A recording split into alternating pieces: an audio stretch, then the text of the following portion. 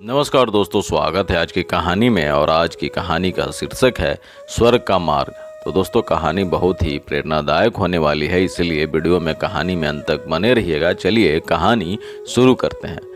लक्ष्मी नारायण बहुत भोला लड़का था। वह प्रतिदिन रात में सोने से पहले अपनी दादी से कहानी सुनाने को कहता था।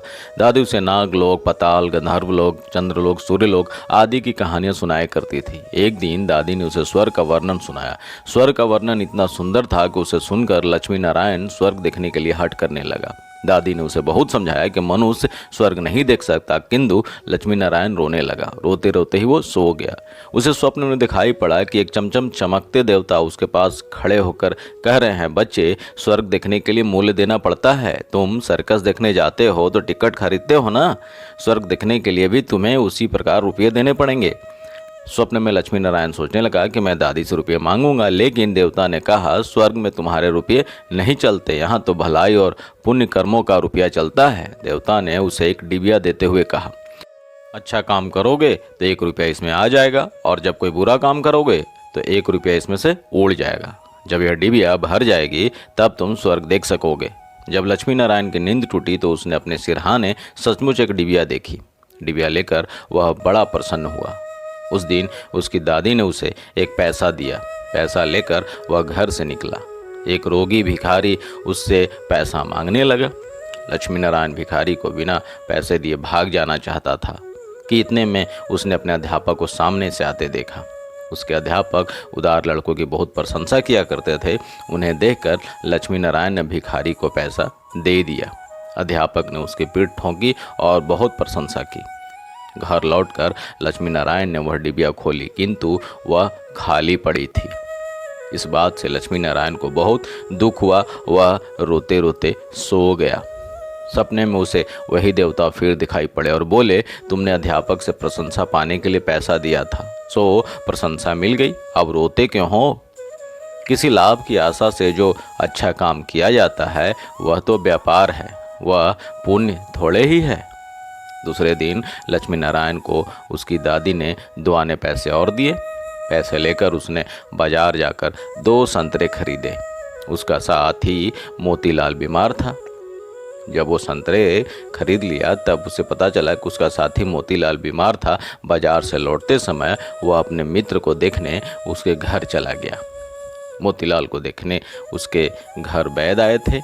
वैद्य जी ने दवा देकर मोतीलाल की माता से कहा, इसे आज संतरे का रस देना।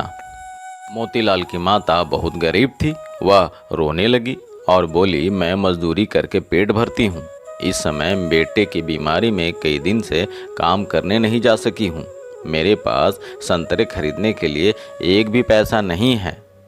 लक्ष्मी नारायण ने अपने दोनों संतरे मोतीलाल की माँ को दे दिए। वह लक्ष्मी नारायण को आशीर्वाद देने लगी। घर आकर जब लक्ष्मी नारायण ने अपनी डिबिया खोली तो उसमें 2 रुपये चमक रहे थे। घर आकर जब लक्ष्मी नारायण ने अपनी डिबिया खोली तो देखा उसमें 2 नए रुपये चमक रहे थे। एक दिन लक्ष्मी नारायण खेल में लगा था। उसकी छोटी बहन वहां आई और उसके खिलौने को उठाने लगी। लक्ष्मी नारायण ने उसे रोका। जब वह न मानी तो उसने उसे पीट दिया। बेचारी लड़की रोने लगी। इस बार जब उसने डिबिया खोली तो देखा कि उसके पहले के इकट्ठे कई रुपये उड़ गए थे। अब उसे बड़ा ही पश्चाताप हुआ। उसने आगे कोई बुरा काम न करने का पक्का निश्चय कर लिया।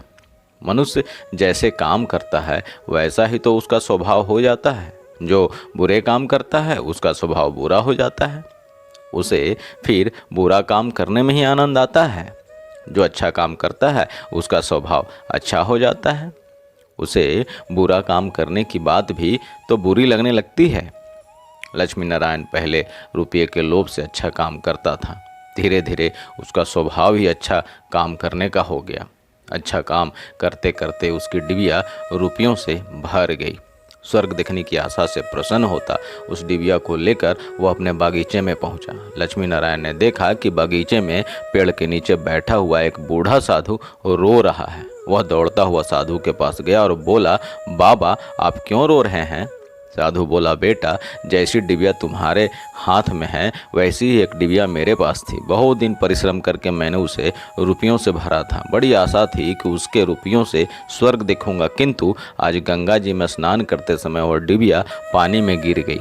लक्ष्मी नारायण ने कहा, बाबा आप रो मत, मेरी डिबिया भी भरी हुई है, आप इसे ले लो। साधु बोला, तुमने इसे बड़े परिश्रम से भरा है, इसे देने से तुम्हें दुख होगा। लक्ष्मी नारायण ने कहा, मुझे दुख नहीं होगा बाबा, मैं तो लड़का हूँ, मुझे तो अभी बहुत दिन जीना है, मैं तो ऐसी कई डिबिया रुपये इकट्ठा कर सकता हूँ। आप बूढ़े हो गए हैं, आप मेरी डिबिया ले लीजिए। साधु ने डिबिया लेकर लक्ष्मी नारायण के नेत्रों पर हाथ फेर दिया। लक्ष्मी नारायण के नेत्र बंद हो गए, उसे स्वर्ग दिखाई पड़ने लगा। ऐसा सुंदर स्वर्ग की दादी ने जो स्वर्ग का वर्णन किया था, वह वर्णन तो स्वर्ग के एक कोने का ठीक वर्णन नहीं था।